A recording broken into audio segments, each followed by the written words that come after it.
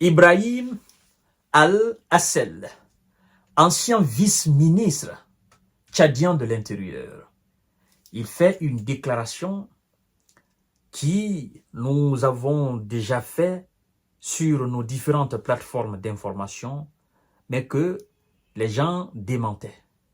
En fait, d'abord, après avoir démenti le retour de l'armée américaine, parce que le Tchad a demandé, allez-y, c'était justement leur présence au Tchad était dans un cadre très spécifique pendant une période, dans le cadre de la lutte contre les terreaux. Et puis, après cette période, il a été demandé que ces gens-là repartent. Donc, ils sont repartis.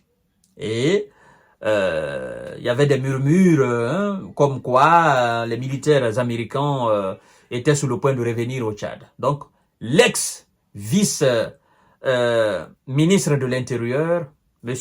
Ibrahim Al-Hassel, dément complètement. Il dit que ça c'est faux, que c'est terminé. Mais il dit quelque chose d'autre concernant la présence de nos amis français au Tchad. C'est ce que nous allons voir dans le cadre de cette émission.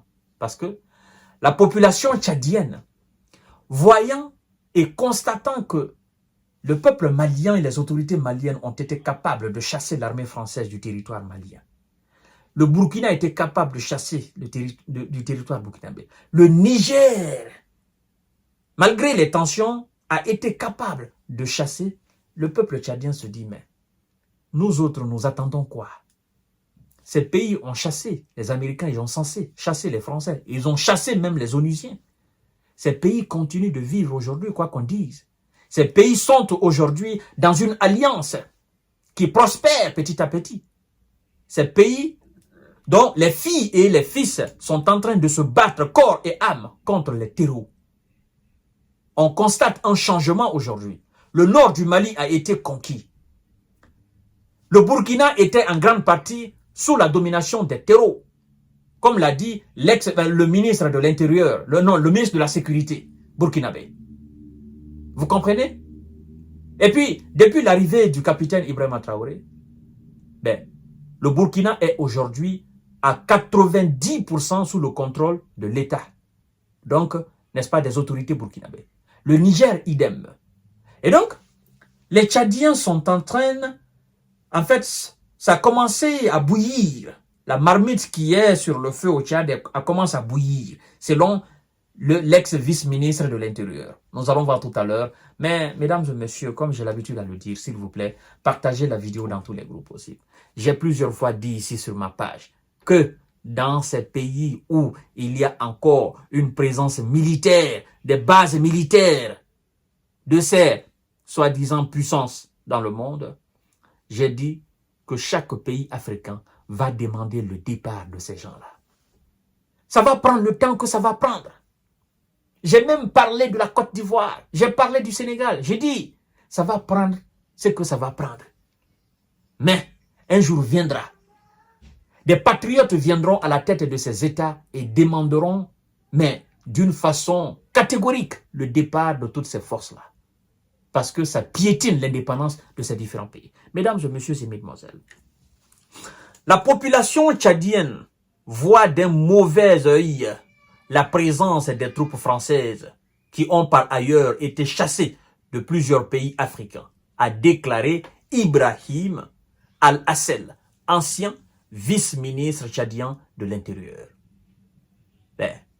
C'est la voix du peuple tchadien. Et il ne dit pas faux. Moi, j'ai des potes, j'ai des connaissances tchadiens. Et la quasi-totalité est contre la présence de l'armée française. Et ça commence par le peuple. Si le peuple arrive à mettre la pression sur les autorités, le chef de l'État sera dans l'obligation alors, effectivement, de mettre un terme à cette présence. Parce que il ne peut pas aller à l'encontre alors de la volonté du peuple à un certain moment.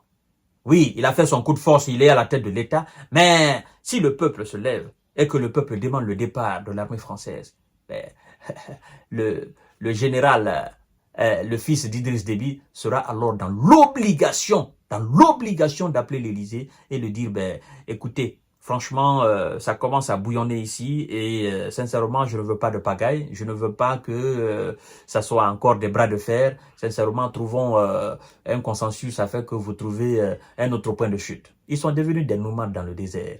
Rentrez chez vous. Hein? On n'a pas demandé aux civils français.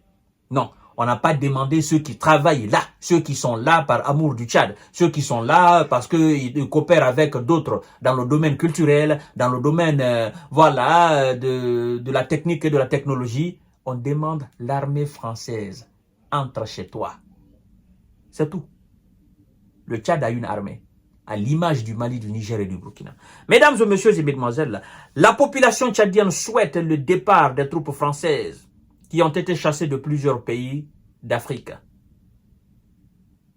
Vous comprenez? Le responsable a démenti, parlant de monsieur le ministre, l'ex-ministre, d'accord? Il a démenti un retour des troupes américaines. Il a souligné que la coopération avec Washington s'inscrivait dans le cadre d'une période spécifique liée à la lutte contre le terreau et que cette période était terminée. Ils sont partis. Les forces américaines, dit-il, n'est-ce pas, ont précédemment coopéré avec la partie tchadienne dans le cadre de la lutte contre le terreau et sont partis sans revenir jusqu'à présent, sur la base des déclarations publiées par l'État qui l'ont directement, effectivement clarifié, a indiqué naturellement le ministre. Selon lui, l'opinion publique du pays ne se soucie pas beaucoup des troupes américaines, mais se concentre plutôt sur la nécessité pour les troupes françaises de quitter le Tchad. Ce pays est devenu leur dernier point d'appui en Afrique, après avoir quitté, n'est-ce pas, de nombreux pays d'Afrique. Mesdames et messieurs et mesdemoiselles, c'est comme ça a commencé petit à petit, au Mali, au Burkina et au Niger. Et petit à petit, le peuple a commencé à grogner, à grogner, à grogner. Et paf, d'un seul coup, un petit matin, le peuple a dit ça suffit. On en a marre. Ils sont là pourquoi? Ils sont là pourquoi? Pour nous aider. Ils sont là, les terreaux continuent toujours d'attaquer notre pays. Quelle est leur importance? Il n'y a pas de progrès dans cette lutte-là. Ils doivent partir. En fait, c'est ça. Nous, le Tchad, ils ne vont pas se servir de nous comme une base arrière pour effectivement lancer des opérations clandestines dans les pays voisins. N'est-ce pas? Dans d'autres pays d'Afrique qui ne sont même pas des pays voisins au Tchad. Et donc, sincèrement, le peuple tchadien est en train, effectivement, de faire comme le peuple malien. Mais nous allons voir la suite. Mesdames et messieurs, tous ces gens-là, toutes ces forces d'occupation dans nos différents pays vont partir. Ça, c'est clair et net. Et puis, nous allons redéfinir les termes de ou des différentes coopérations dans le domaine de la défense et de la sécurité, mais aussi dans d'autres domaines, comme a fait le Mali avec la Russie, comme a fait le Burkina avec la Russie, et comme a fait le Niger avec la Russie, comme d'autres pays sont en train de faire avec la Russie. Évidemment, le Congo Kinshasa de M. Tshisekedi, d'autres pays, plusieurs pays d'ailleurs coopèrent aujourd'hui avec la Russie, n'est-ce pas? Sur d'autres formes de coopération dans le domaine de la défense et de la sécurité. Mais aussi dans d'autres domaines, n'est-ce pas, nucléaires, parce que bon nombre de pays africains aujourd'hui veulent effectivement des centrales nucléaires civiles afin de donner de l'électricité au peuple. Chose qui est une bonne nouvelle pour la plupart des pays. Il y a des mémorandums qui ont été signés. Ça a été signé au Mali, ça a été signé en Guinée, ça a été signé au Burkina, ça a été signé au Niger. Et puis, il y a d'autres encore. J'ai lu récemment que M. Paul Kagame de Rwanda, effectivement, s'intéresse aussi à ce dossier. Il veut des centrales nucléaires civiles dans son pays afin, franchement, de pallier à ce problème d'électricité. Et c'est une très belle nouvelle, mesdames et messieurs. Moi, je vous ai dit, la Russie est une puissance dans tous les domaines et on peut coopérer avec elle dans tous les domaines. Domaine de recherche, domaine technique, domaine de formation, domaine de sécurité, domaine de la défense, domaine nucléaire, domaine de la pêche, tous les domaines, je vous dis bien tous les domaines, domaine agricole, tous les domaines. Il n'y a pas de domaine où la Russie est moins puissante. C'est ça la vérité. Je vous donne rendez-vous certainement pour notre série d'informations décortiquage. Partagez la vidéo, ça commence à bouillir.